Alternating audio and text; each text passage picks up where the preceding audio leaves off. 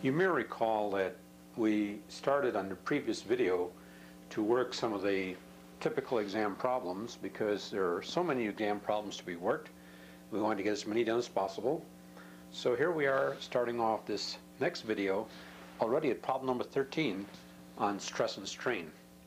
This is a very interesting problem. We have a beam, a horizontal beam, which has a triangular distributed load over part of this section.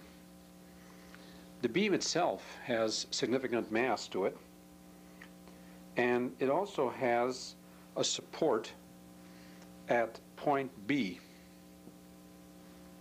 This point A over here, we're going to call this C.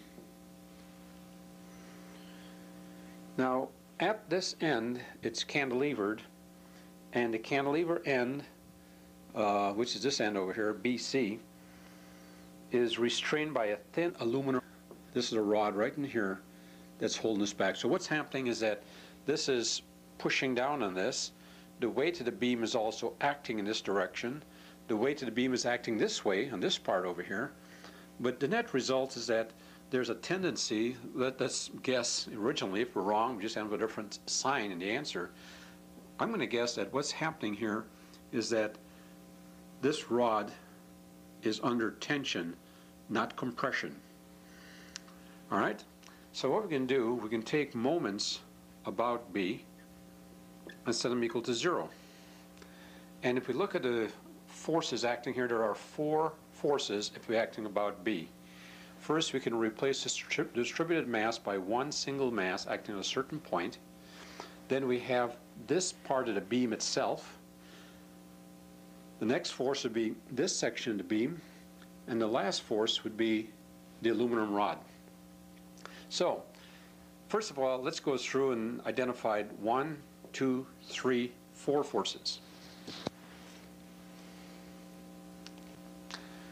Now we're given that this distributed load is actually 290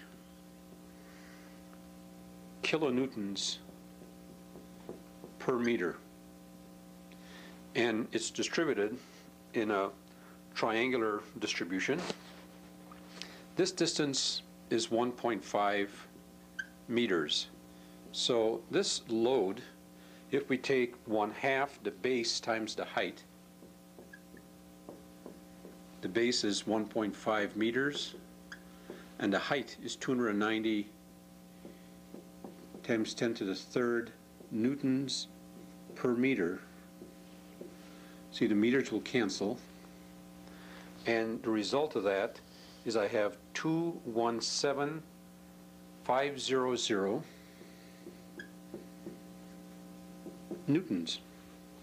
So I can replace this by one force, and that one force would be 217,500 newtons.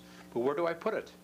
Well, when you have a triangular distribution like this, you may recall from the earlier work we did, the center is actually, as we go from this point over to this point, is actually 2/3 of the way in this direction. So if this is 1.5 meters, 2/3 would be exactly 1 meter from here to here. So what I can do is I can now replace this by one force acting here at 1 meter. That's this distance from here over to here. That's exactly 1 meter. And this is 217,500. Now, this section of the beam itself, forget about the load now, just this section of the beam is 1.5 meters long. And we're told that the mass, or mass density if you like, is 148 kilograms per meter. So 1.5 times 148 kilograms per meter would give us the number of kilograms, which we'd have to convert to newtons later. It'll give us number of kilograms that we would have of this beam acting this direction. So we have a force acting somewhere along here, and as you probably guessed by now, for this homogeneous beam, it would be halfway between this point and this point. So we'll draw it over here. This distance will now be 0.75, so this is 1.5, this will be 0.75. And so here we have a second force now. This force, remember, to convert into multiply by a gravitational constant, will give us another force that's working in a counterclockwise direction.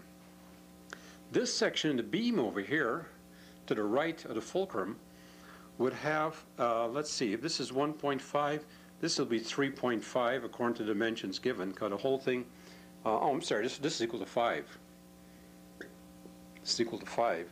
So the total mass along here would be 5 times 148 kilograms. And it's acting halfway along here, which would be at this point, which would be exactly 2.5 meters.